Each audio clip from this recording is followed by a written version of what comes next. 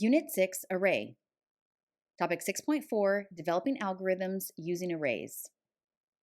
In this lesson, we will discuss standard algorithms used when traversing arrays. The ability to access and manipulate data will be given more focus at this time. There are standard algorithms that utilize array traversals to perform a series of tasks. These algorithms can be grouped into three key categories. The first is mathematical analysis. These algorithms can be used to determine a minimum or maximum value. They can also be used to compute a sum, average, or mode. The second category is property analysis.